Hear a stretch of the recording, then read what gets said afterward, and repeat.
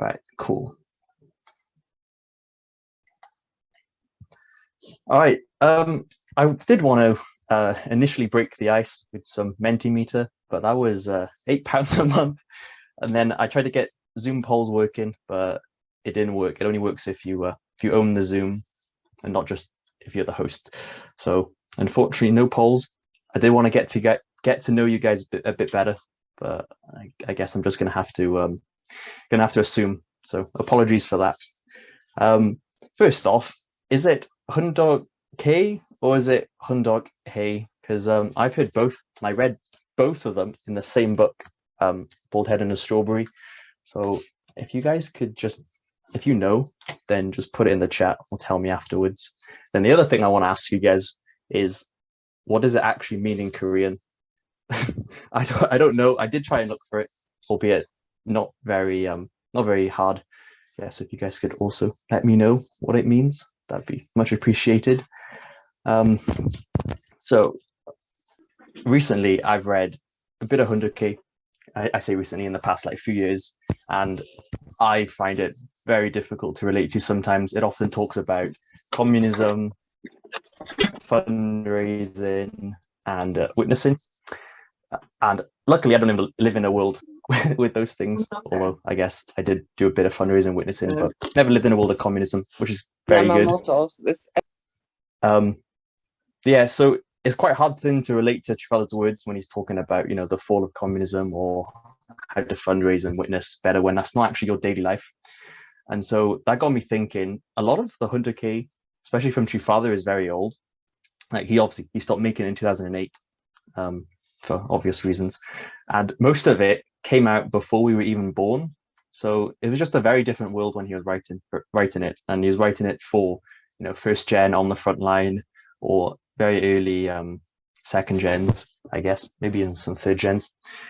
It's a different world, and it's a different time that 100K was made. But what about other authors? I'm sure one of you was thinking about, what about your mother? She's still alive and she's still writing and giving speeches. And one of my other questions in the poll was actually about your mother, if you guys have read her book, and if you also find it difficult to read. So I'm just to assume that you guys have it and you have it, but if not, that's okay. The first part of that book was really good. It was her personal experiences. It was quite relatable. It was her early days with Trafalgar. So that was quite good to read, and I could relate to it just as a young person. And also, it was more her personal experiences. But then the last 2/3 of the book was it's a little bit difficult. I'll be honest. I did feel like it was a checklist. Like, I've been to Africa, I've done this, I blessed this many people. And I couldn't really relate to it. I couldn't get any meaning behind it other than, figures and events. And I haven't read a lot of her speeches, but I read some of them, and they were kind of the same. Hard to relate to, not really something that I could get any personal value out of. And then that got me thinking, though, we're all unique individuals, and we relate to different things, we relate to different people. And so I guarantee all of us in this call have different favorite authors. So I don't know.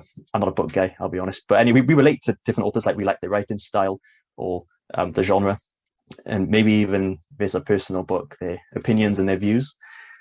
But in the church, we just have True Mother, True Father, and then maybe a few other first gen members writing 100K books for us.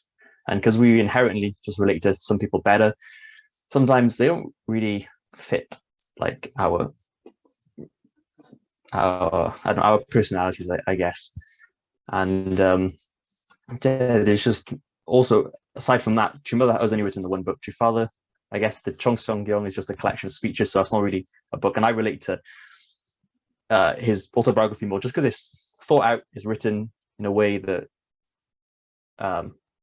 makes sense. Some of his speeches are a bit rambly, but his speeches that are pre-made, they're really good. I do relate to those a lot. And then, as I mentioned, one book I've been reading is Hyunjin's book, A Bald Head and a Strawberry, and I haven't finished it. I'm nearly there though, and I love this book. It's really personable and relatable.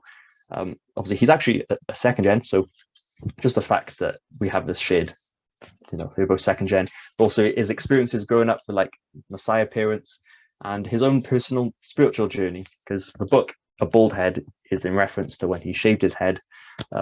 Sorry, spoilers, but yeah, so that's what I relate to a lot. And then that got me thinking, what kind of 100K book would I want to read? So I've been enjoying World War II memoirs recently about the soldiers fighting, and then often a lot of the time it's they reflections on like why they're fighting the war, like how they feel killing other people, and meeting civilians and stuff.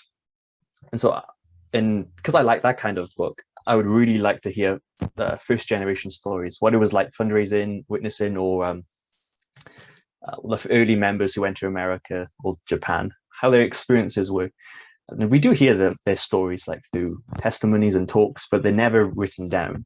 And if they're not written down, then they're just going to be lost. If their story is lost, then their legacy is going to be forgotten. Being a Unification Church member, we put a lot of emphasis on legacy. And so if we lose the first generation's legacy, then well, that's pretty sad. But I think we might lose more than just it might be more than just sadness. We might actually lose something spiritual if we forget the sacrifices they made. So I would like them to have their stories written down, and then that way we can read it and relate to them and learn from their experiences, because their experiences are quite personal. How they found God, loving others, what it was like getting up early every day, their struggles with their team leaders as well. I think that would be quite an interesting story to read. And most importantly, I think, is that our parents, the first gen, I think we're more like them than we are like the Messiah, because it's quite difficult to read Chivalda's book when he's talking about being completely selfless and having really strong spiritual experiences with God. So it's a bit hard to relate to when we're just mere mortals. Well, not mortals, but yeah. Anyway, yes. So then, what is the purpose of 100K? Do we even need new material? Do we need to relate to it? Is it even useful in this new age? Chimother announced like the new Providence or something. I'm not that caught up with it, but it's a new age than when your father was alive. So do we need 100K? Is it important in our lives?